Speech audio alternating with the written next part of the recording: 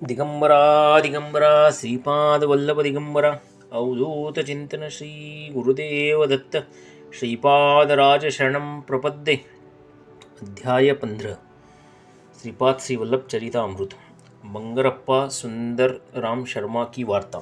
मैं शंकर भट्ट श्री दत्तानंद से अनुमति लेकर मार्ग भ्रमण करने लगा। रास्ते में जाते वक्त मुझे प्यास लगी और मैं कुएं के पास गया। पानी निकालने के लिए वहाँ एक पात्र भी रखा था। पानी कितना है यह देखने के लिए मैंने कुएं में देखा तो विचित्र दृश्य दिखाई दिया। कुएं के अंदर में उगाए हुए पेड़ पर एक व्यक्ति ऊपर नीचे बंदर की तरह कूद रहा है। उस अपरिचित व्यक्ति ने मेरी तरफ प्रेमपूर्ण नज़र से देखा और कहा, शंकर भट्ट। मुझे आश्चर्य हुआ कि मेरा नाम इसे कैसे पता। मैंने उसे प्रश्न किया, आपको मेरा नाम कैसे पता है? अपरिचित व्यक्ति ने जवाब दिया, केवल नाम पता नहीं तो तुम श्रीपाद प्रभु के भक्त हो और उनसे मिलने के लिए कुरुगुड्डी जा रहे हो, यह भी मैं जानता हूँ। आपको मिलने के लिए मैं आपकी राह देख रहा हूँ।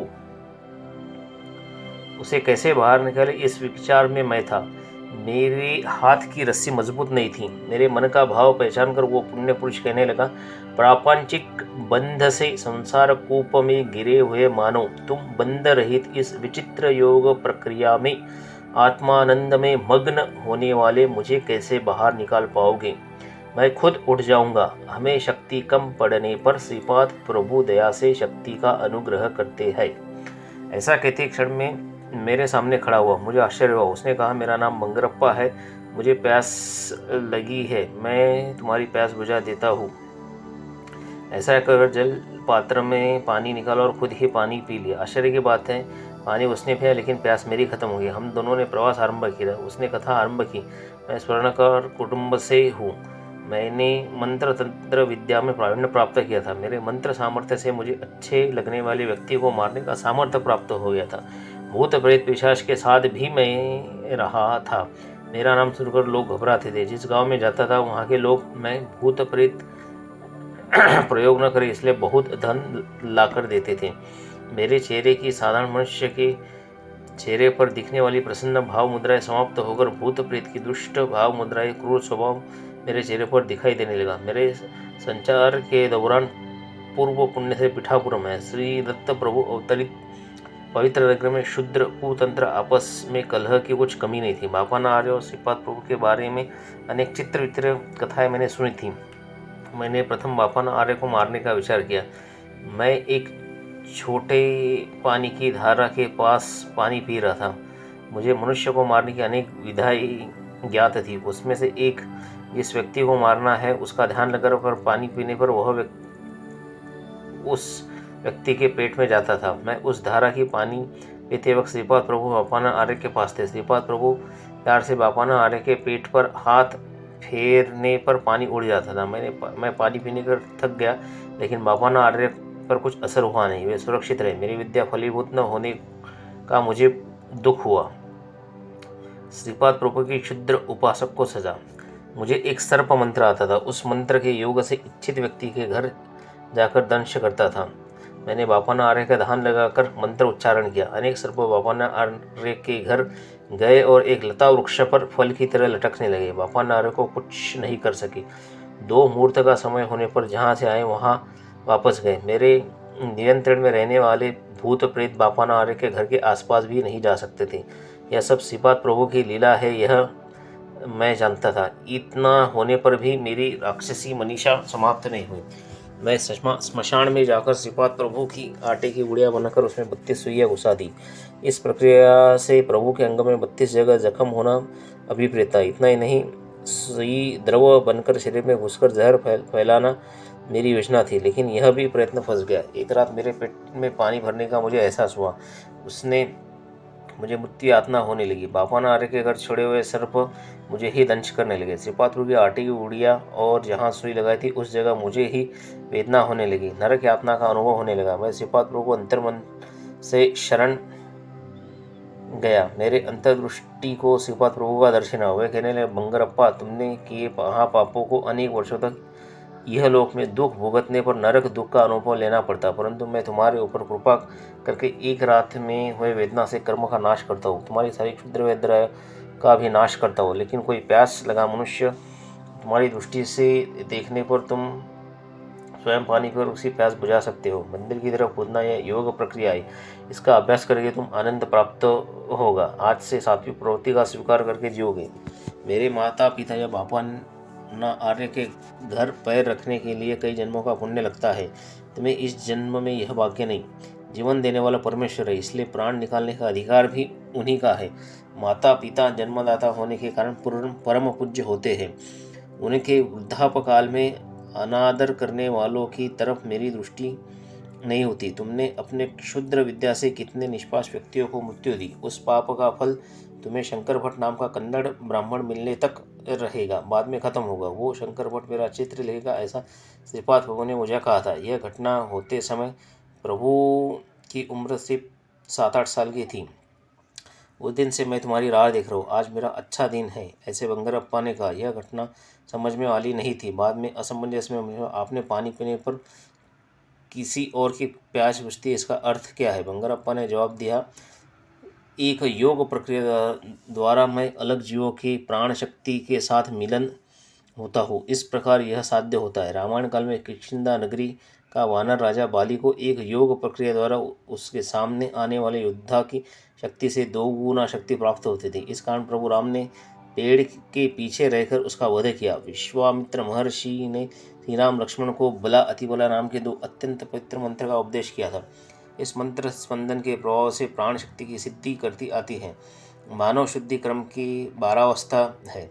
श्री राम प्रभु का देह 12वीं अवस्था में था। श्रीपाद प्रभु का देह भी 12वीं अवस्था में होने के कारण अनंत शक्ति, अनंत ज्ञान, अनंत व्यापकत्व सहज सिद्ध है। साधना मार्ग के 7 भूमिकाओं का विचार।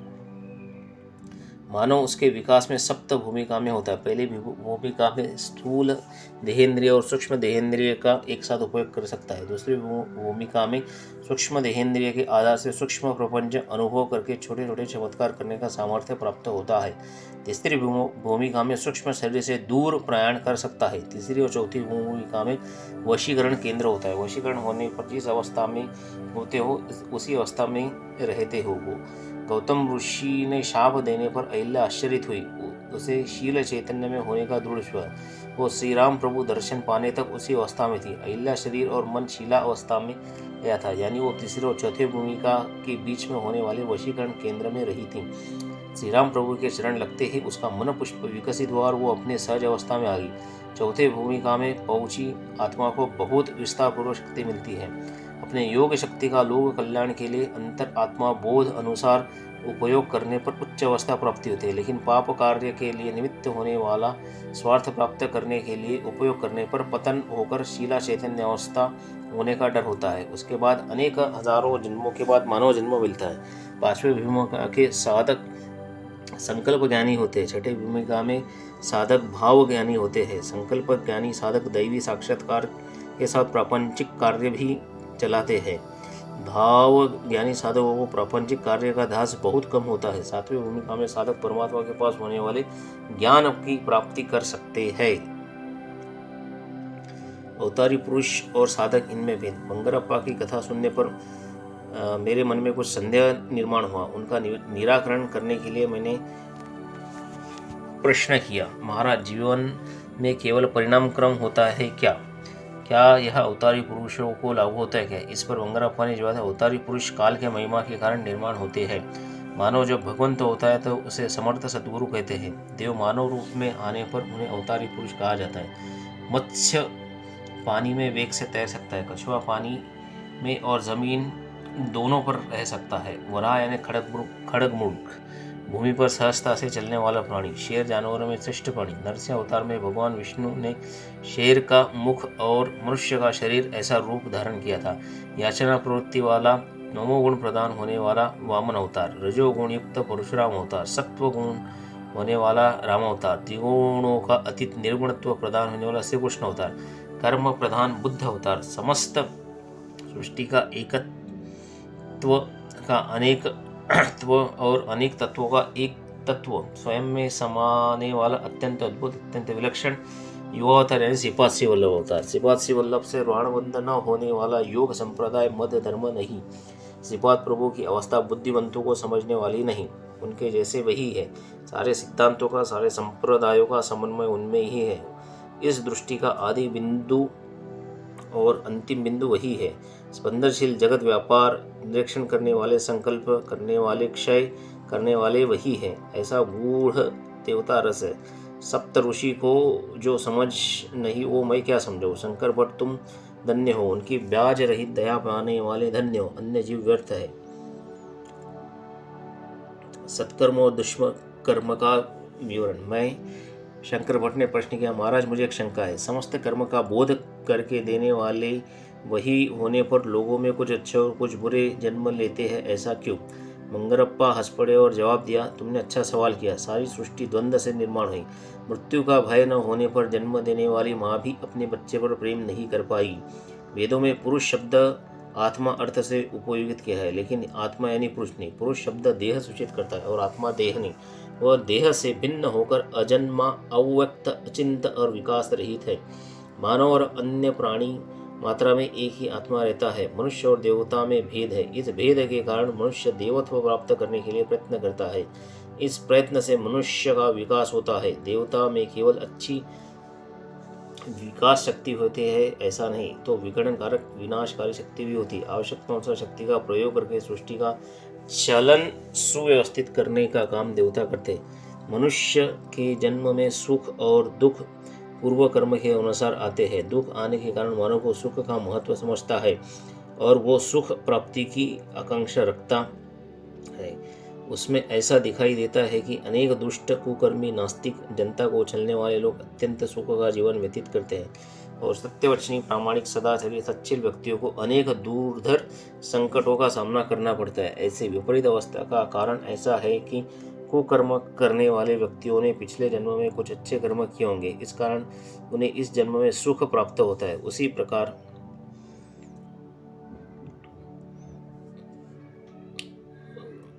प्रकार से आज के सत्पुरुषों के दुखों का सामना करने के कारण पिछले जन्म के कर्म है। मनुष्य को अपने पाप और पुण्य का फल तुरंत मिलता नहीं, समय लगता है, लेकिन पाप और पुण्य तीव्र स्वरूप का होने पर फल जल्दी मिलता है। अच्छा या बुरा कर्म करना मनुष्य के हाथ में होता है।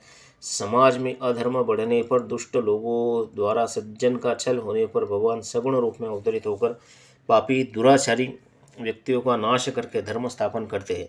हजारों वर्ष से आकाश में तारे, ग्रह, चांदनी थे, लेकिन वो आज के समान अच्छे नहीं थे। कालांतर से तारामंडल से अनेक तारे नीचे गिरकर उनके पत्थर में रूपांतर हुआ। अनेक ग्रह एक दूसरे में मिलन हो गए। पृथ्वी समेत सारे ग्रह सूर्य भ्रमण करते। इस ग्रहों के आकर्षण विकर्षण से सृष्टि चलती है। वह सूर्य भ्रमण करती है। परमेश्वर विषय में आकर्षण से लोग आस्तिक होने पर सत्कर्म करने के लिए बाध्य होते हैं। जिन लोगों में परमेश्वर संबंध में आकर्षण नहीं होता वे नास्तिक होकर दुष्कर्म करने के लिए बाध्य होते हैं।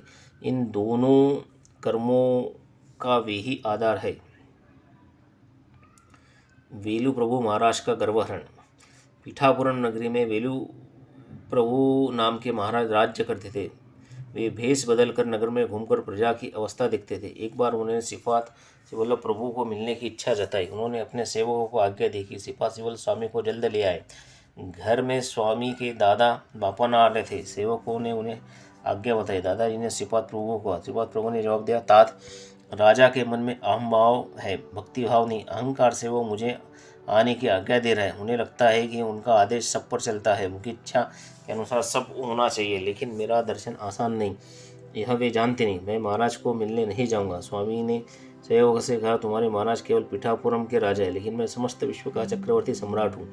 आपके महाराज को कोई इतना है तो वो स्वयं दर्शन के लिए यहाँ आए। आते हुए पूरी दक्षिणा और चक्रवर्ती महाराज देने लायक भेंट लाए। यह स्वामी का वक्तव्य सुनकर बापनार्य और अप्पलराज ने आपस में बात करके सेवकों को सूचित किया और राजा तक सूचना पहुंचाने को कहा। सेवकों ने सिफात सिवल्लभ स्वामी की सूचना राजा को बताई। सुनते ही राजा संतप्त होकर कहने लगा, मैं इस नगरी का महाराज हूँ, मेरी आज्ञा प्रभु कैसे तोड़ सकते हैं, मैं देखता हूँ। इतना वाक्य बोलते महाराज चक्कर आकर सिंहासन से गिर गए। सब लोग सिंहासन की ओर दौड़ पड़े। उन्होंने राजा को पानी पिलाकर जागरूक करने का व्यर्थ प्रयास किया। उन्हें नरक की यातनाएं होने लगी। तत्काल राजपुरोहित श्री कोट सुंदर शर्मा को बुलाया। उन्होंने महाराज की अवस्था देखकर स्वयं श्री दत्तात्रेय पूजा करके श्री तीर्थ प्रसाद महाराज को लाकर दिया और विभूति कपाल में लगाई। राजपुरोहित ने कहा, देखा मेरी अर्चना का परिणाम, आपने श्रीपाद श्री वल्लभ दर्शन की इच्छा की वो व्यर्थ है, कारण वे स्वयं श्री दत्त प्रभु अवतार हैं। उनकी पूजा से छोटी सिद्धि प्राप्त होती है। भगवान आर्य को भी उनके कारण सिद्धि प्राप्त हुई है। श्री वेंकटेश्वर शास्त्री धूर्त वैष्णवी स्वामी को अनेक सिद्धि प्राप्त है ऐसा प्रचार करता है। महाराज बलवान है, लेकिन स्वामी को बांधकर लाना फायदे की बात नहीं। महाराज ने राजपुरोहित को, श्रीपाद श्री वल्लभ प्रभु ने कुछ दुष्ट शक्तियों का प्रयोग करके हमें त्रस्त किया है, इस पर कुछ उपाय बताए। राजपुरोहित ने जवाब दिया, महाराज आप विद्वान ब्राह्मणों द्वारा श्री दत्तात्रेय पुराण का पारायण करवाएं। स्वयं दत्तात्रेय पूजा करके ब्राह्मणों को भूदान, स्वर्णदान, अन्नदान कराए। ऐसा करने पर श्री दत्तात्रेय प्रभु की आपकी व्याधि ठीक करेंगे। राजपुरोहित के कहने के अनुसार विद्वान ब्राह्मण द्वारा श्री दत्त पुराण आरंभ किया, लेकिन आश्चर्य की बात, पठन चालू होने के बाद गांव में चोरियां बढ़ गईं। चोरों को पकड़ना राजा को मुश्किल हो गया। महाराज को उस रात अपने पुरवर दिखे, वे अत्यंत क्षीण, अशक्त और दीन दिखे। उन्होंने पूछा, वेलू तुम हमें श्राद्ध भोजन नहीं देते हो, हमें प्रेत योनि से छुड़ाने के लिए कुछ नहीं करते। महाराज ने जवाब दिया, तात मैं शास्त्रानुसार श्राद्ध कर्म करता हूँ। पितरों ने कहा, लेकिन वो हमें नहीं मिलता, ब्राह्मण खाकर संतुष्ट हो रहे हैं। राजा और ब्राह्मण दोनों ने श्रद्धा युक्त अंतःकरण से मंत्रोच्चारण करने पर ही उसकी प्राप्ति होगी। पितरों के वक्त से राजा सोने गए। इस समय राजा की उपवर सुंदर कन्या भूतों द्वारा बाधित होकर बाल खुला छोड़कर कठोर हास्य करके महल का सामान बाहर फेंकने लगी। खाना खाते वक्त अन्न में कीड़े मकोड़े दिखने के कारण खाना फेंक देती थी। शरीर के कपड़े अपने आप जलने लगते थे। इस तरह महाराज चारों दिशाओं से संकट में घिर गए। उनकी अवस्था अत्यंत दयनीय हुई। राजा को सहयोग करने वाले पुरोहित की अवस्था भी दयनीय हुई। उनकी मृदु स्वभाव की पत्नी क्रोधित होकर उनके सर पर बर्तन फेंकने लगी। उनके पुत्र राजपुरोहित को अपने घर में रस्सी से एक खंभे को बांध दिया। उन्हें भूख लगने पर सामने घास रखने लगे, न खाने पर छल करने लगे। पठन के लिए नियुक्त ब्राह्मण पठन खत्म करके घर आने पर घर में भूत प्रेत दिखाई देते थे। उन्हें देखकर ब्राह्मण घबराते थे। वो भूत ब्राह्मणों को कहते थे, तुम्हारे महाराज ने बहुत पाप किया है, हमें हमारे पति से दूर कराया और हमारा छल किया। आपके राजा ने वाम मार्ग से अर्जित किया धन दान लेने के कारण आपका छल कर रहे हैं। यह गंभीर अवस्था देखकर राजा, राजपुरोहित और ब्राह्मण घबरा गए। इसे छुटकारा कैसे पाए समझ में नहीं आ रहा था। अत्यंत भयभीत होकर महाराज राजपुरोहित ने को कहा, श्री दत्त पुराण पठन से सारे दुख, लेकिन सब कुछ उल्टा हो गया। उन्होंने अब श्रीपाद श्री वल्लभ स्वामी के सामर्थ्य अनुभूति और अपनी करनी पर पश्चात हुआ। महाराज राजपुरोहित और ब्राह्मण लेकर श्रीपाद प्रभु के दर्शन के लिए आए। वे सारे लोग स्वामी को शरण गए और स्वामी ने क्षमा याचना की। वे कहने लगे, इस सृष्टि में हर व्यक्ति सेवक होता है। मैं जब प्रसन्न होता हूँ तब उस सेवक को सेवा का अधिक फल देता हूँ, परंतु जब अप्रसन्न होने पर सेवा का अत्यंत कम फल देता हूँ। तो मंदिर का स्वयंभू दत्तमय ही हूँ। कालाग्नि स्वरूप का श्री दत्तरूप मेरा ही है। मैं जीवों के उद्धार के लिए इस श्रीपाद श्री वल्लभ रूप में अवतरित हुआ हूँ। श्रद्धा युक्त अंतःकरण से मेरी भक्ति करने पर मैं प्रसन्न होता हूँ। मेरे माँ बाप सौभाग्यवती सुमति और पलराज स्वयं श्री लक्ष्मी और भगवान विष्णु ही है। मेरे दादाजी एक जन्म में लाभाद वर्षे थे। मेरा जन्म गणेश चतुर्थी को हुआ। मैं अगले अवतार में दादाजी बापाना आर्य समान दिखूंगा। मैं उस अवतार में जब गंधर्वपुर क्षेत्र निवास करूंगा, उस वक्त भूत प्रेतों को उनकी योनि से छुटकारा दिलवाऊंगा। वो विपुल धन दौलत शक्ति सामर्थ्य होने पर भी उनका गर्व करना नहीं चाहिए। संपत्ति अच्छे मार्ग से कमानी चाहिए, वाम मार्ग से नहीं। वाम मार्ग से की संपत्ति दुख दिलाती। हर व्यक्ति का पाप पुण्य का हिसाब चित्रगुप्त के पास होता है। हमारा पाप नष्ट होने के कारण मुझे अंतर्भाव से श्रीपाद श्री वल्लभ दत्तात्रेय दिगंबरा ऐसा बोलने पर मैं तुम्हारे सारे पाप हरण करके तुम्हें पुण्यात्मा करूँगा।